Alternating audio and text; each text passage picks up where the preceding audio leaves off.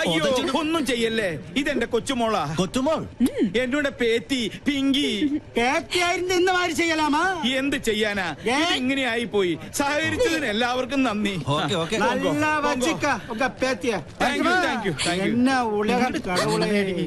എന്റെ ഈശ്വര, ഇങ്ങനെ ഒരു സന്തതി. ഹെൽമെറ്റും ജാക്കറ്റും ഇട്ട് നീ ആര്, ജെയിംസ് ബോണ്ടോ? നാട്ടുകാർ ഇപ്പൊ തല്ലിക്കൊന്നെ. പിന്നെ ഞാൻ കുറച്ച് കാശ് വെച്ചപ്പോ മുത്തശ്ശന്റെ കയ്യിലില്ല. എന്നിട്ട് രാവിലെ തന്നെ പൂർത്തി വെച്ചത് മാന്തി എടുക്കാൻ വന്നേക്കുന്നു. 200 രൂപയോ? ഇതാണ് ATM വന്ന് ഇത്ര മെനക്കെട്ടെടുത്തത്. കഷ്ടം. ചുമ്മാ അതല്ല, നാട്ടുകാര് പിശുക്കം പിള്ളാന്ന് വിളിക്കുന്നത്. സിവിലിയൻ കോളനിയിലെ പിള്ളേരെ കൂടെ കൂടി എല്ലാ തെമ്മാടിത്തരങ്ങളും പഠിച്ചു വെച്ചിരിക്കുക. ഇങ്ങനെ ഒരു വിത്ത് എന്റെ മോന്റെ രക്തത്തെ തന്നെ പിറന്നൂല്ലോ. 50 പൈസ എവിടെ? ഈശ്വര, അയ്യോ എന്റെ മാല.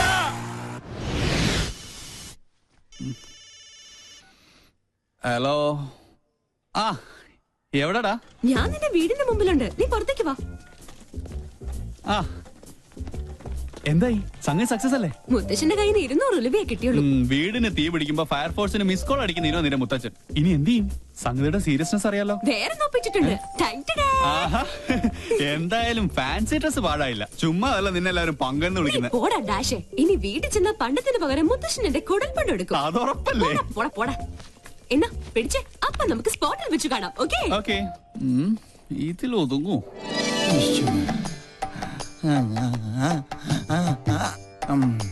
ഒരു തുമ്മൽ വന്നത് എങ്ങാട് പോയാവോ?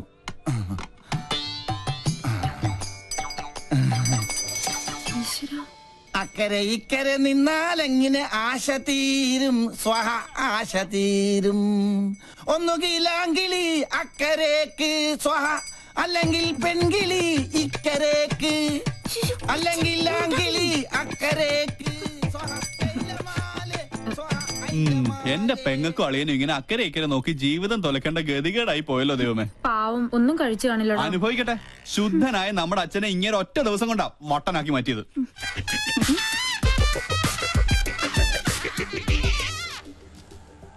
ഒബാമ ഇപ്പൊ ഇങ്ങെത്തും ബാൻഡ് ബുക്ക് ചെയ്യാനായിട്ട്. അമേരിക്കൻ പ്രസിഡന്റ് ഓട്ടോയുടെ ശബ്ദം കേട്ടില്ലേ?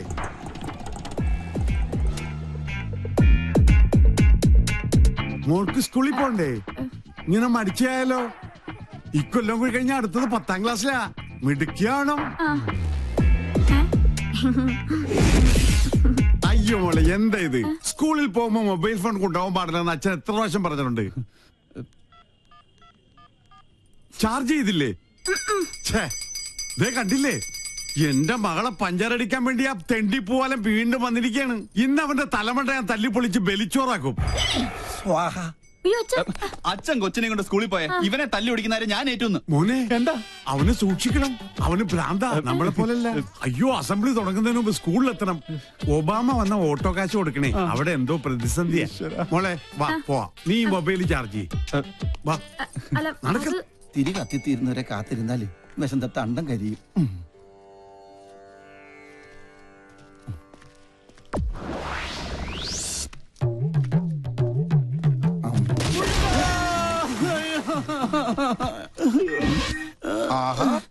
അയ്യോ, എന്തിനാ റോട്ടിൽ കിടക്കണത്? വീട്ടിൽ പോയി കിടന്നൂടെ?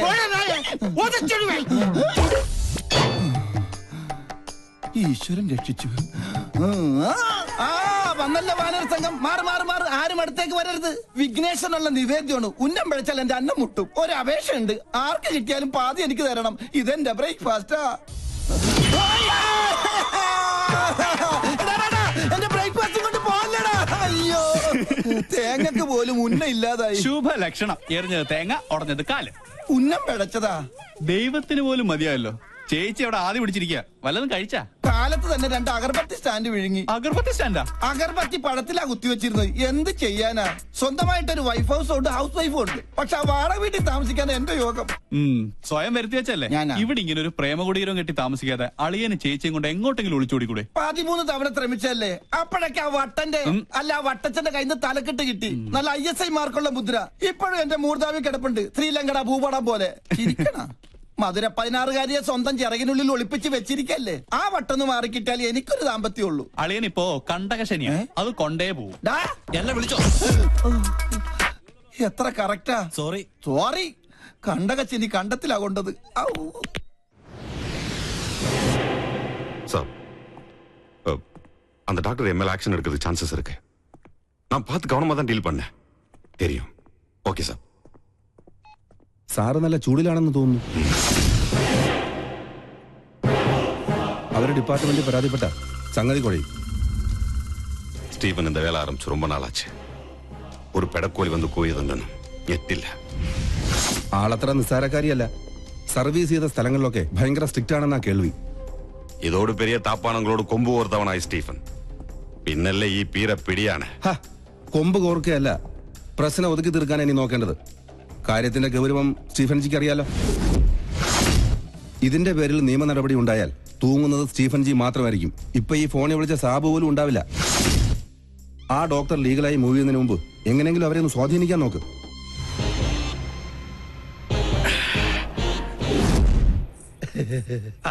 മോള് ഞങ്ങളെ പരിചയപ്പെട്ടില്ലല്ലോ. ഞാൻ പൽപ്പു, ഇതെന്റെ ഭാര്യ പല്ലവി, ഇത് പിന്നെ കല്യാണ ചെറുക്കൻ ഫാൽഗുണൻ. ഒന്ന് ചിരടാ, നല്ലോണം വിടരട്ടടാ. ഇവരുടെ തറവാട് പല്ലനേരിയില്ല, ഞാൻ പല്ലാവൂർത്താറില്ല. ഇപ്പൊ സെറ്റ് ചെയ്തിരിക്കണ പല്ലിശ്ശേരിയില്ല.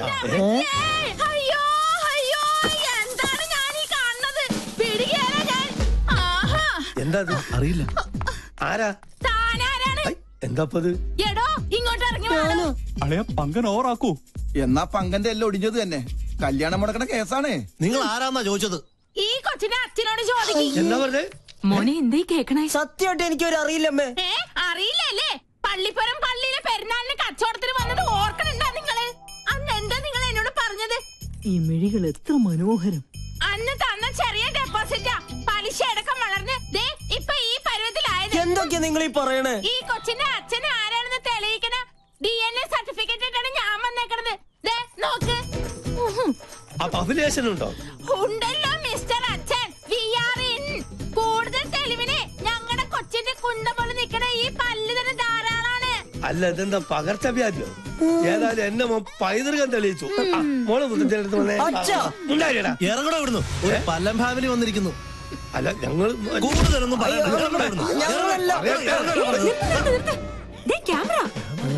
വേഗം ചെല്ലളിയാ. ആരും പ്രശ്നം ഉണ്ടാക്കല്ലേ. വരണം. ചേട്ടാ ക്ഷമിക്കണം, ഞങ്ങൾ കളേഷോടെ ആൾക്കാരാ. ഈ നിൽക്കുന്നതാണ് ഞങ്ങളുടെ ആങ്കർ പിങ്കി. അയ്യോ അമ്മേ, പിങ്കി. എന്റെ ഈശ്വര, എനിക്കിത് വിശ്വസിക്കാൻ പറ്റുന്നില്ല. സോറി, ഈ നല്ല മുഹൂർത്തത്തിൽ തന്നെ നിങ്ങളിങ്ങനെ മണ്ടം കളിപ്പിച്ചതിൽ ക്ഷമിക്കണം.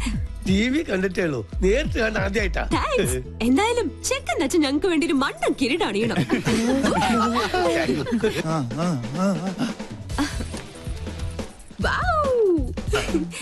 ഇതും കൂടി.